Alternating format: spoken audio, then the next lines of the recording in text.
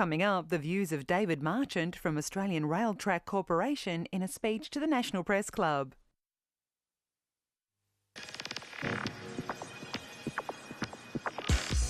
At the National Press Club today, the Chief Executive Officer of the Australian Rail Track Corporation, David Marchant.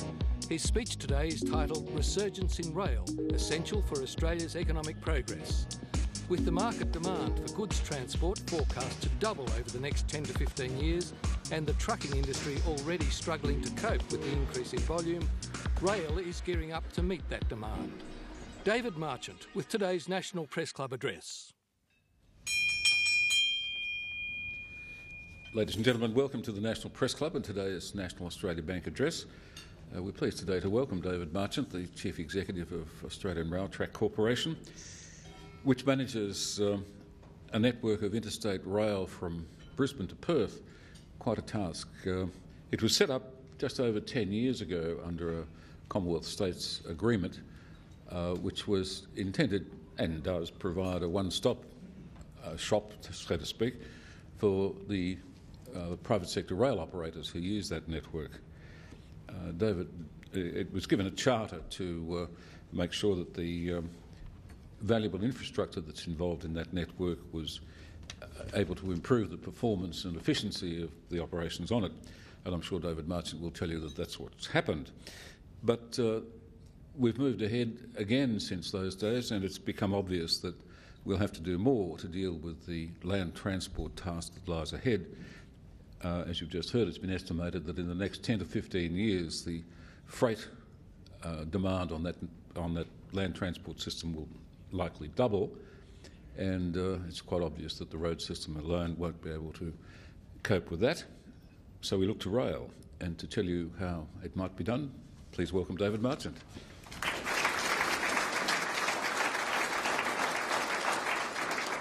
Thank you, Ken. Members of the National Press Club, ladies and gentlemen. We live in a car-centric society.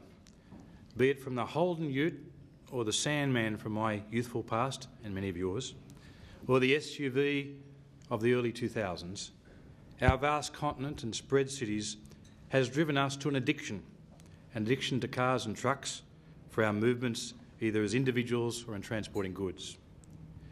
Since the 1960s, we have doubled our efforts in moving our goods by trucks.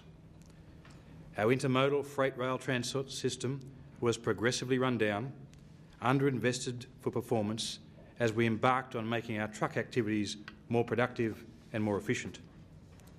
Today, our medium and long distance trucks would be amongst the most efficient in the world. New axle loads, semi-trailers extended to B-doubles and triples. These are just some of the initiatives that have developed an outstanding road freight sector. A trucking sector which is the envy of their American and European counterparts, who are severely restricted on truck lengths and routes, and who are more and more impacted by user pays and tolling on top of fuel taxes and registration. The Australian trucking initiatives from the 1960s to today have opened up our logistic arteries and enabled Australia to cost-effectively move goods in a substantially growing transport market flowing from the progressive globalisation of our economy. Our freight transport activity has grown over the last 2 decades by around 1.6 times our gross domestic product. The question is, can we be reliant on trucks for the movement of our goods, and can that be sustained for the next 20 years? Our challenge for the transport sector over the next 20 years requires confronting some fundamental structural impediments. 1, fuel pricing and availability. 2, the reduction of CO2 emissions. 3, urban congestion. And 4, labour force structural and demographic changes. Although we are presently going through the shock of the world credit crisis and the consequent fall in oil prices, we should not take comfort that the recent fall in oil prices is a sustained outcome, but rather a short-term aberration. Oil prices were on average in the 90s around $20 US per barrel. In 2008, it peaked at approximately $147 US per barrel. In November of this year, it had fallen to $50 US per barrel. Looking forward, the International Energy Agency released two weeks ago an annual energy outlook forecasting the future with regard to possible fuel prices. And in the 2020s, it said it would range between $50 to $124 US per barrel. The days of the $40 per barrel oil have gone. Carbon reduction programs and the worldwide movement to carbon trading schemes have significant implications for our land transport sector. At the present time, Australia's land transport produces 75 million tonnes per annum of carbon emissions. On the projections for 2030, without significant modal shift, it would produce 105 million tonnes per annum of carbon emissions. If Australia is to reduce its carbon emissions, then land transport of our goods is a major area, a major contributor to carbon problems. Rail is an excellent option for reducing our carbon footprint. Rail freight is 5 times more fuel efficient than road freight per tonne carried. Professor Garneau, on page 524 of his outstanding report, reflects on long-distance freight transport when he wrote, and I quote, "The development of near-zero emission trucks may take longer than for local freight due to the additional energy storage required for long-distance travel.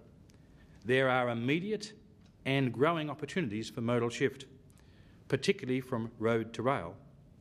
In the long term, the development of a more substantial rail freight network, along with intermodal terminals, that allow the rapid transfer of goods between trucks and trains could permit an even greater share of freight to be transferred from road to rail." Professor Garneau gets it. Transport's share of CO2 emissions is currently 14%. If nothing is done, transport emissions will comprise 66% of the nation's total target for 2050. This means it is an area that must be addressed if Australia is to reduce its overall emission levels. To do so, the relative pricing of road and rail for the carriage of freight needs to be placed on a basis that is rational and enables rational decisions by users on the mode to be used.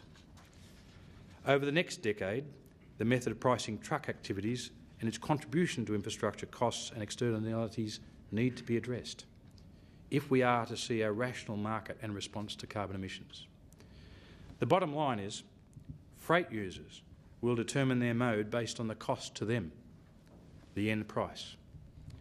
Professor Garneau also says in section 19 of his final report on page 457, where he states, quote, "It is desirable to have closer links between pricing structures and the full cost of providing infrastructure and services. Reform in this area should be accelerated," he says. He says the Productivity Commission's recommendations that incremental pricing form a precursor to mass distance location pricing for freight is worth another urgent look. If our objective is to reduce carbon emissions, a modal shift needs to occur. Fundamental pricing relativity between freight transport modes needs adjustment. Price is the most critical attribute. Freight forwarders also rely on reliability, transit time and capacity. The influencing factors on the price in the medium to long distance road freight transport costs over the next 20 years will be made up of a number of factors: fuel costs, carbon costs, labour costs and supply, congestion costs and infrastructure access charges. As indicated earlier, oil prices are unlikely to stabilise at present levels and are more likely to rise in real terms over the next 20 years.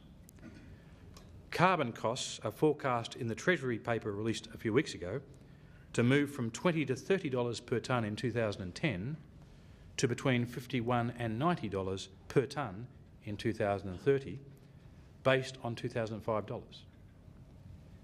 How this will affect fuel pricing for commercial, medium and long-distance trucks is not known as yet. Labour costs and the supply of drivers are likely to be a very large influence on the cost for medium to long-distance trucking markets. By 2010, labour costs for medium to long-distance drivers has been forecast by the industry to grow by 20 to 25%. One of the reasons for this is the changing demographics in our society and the X and Y generational changes. My generation, and some of you here by the look of it, we're prepared to hock our houses and raise debt to buy a rig, become a subcontractor to one of the major firms and be away from home for days at a time, sleeping in the rig.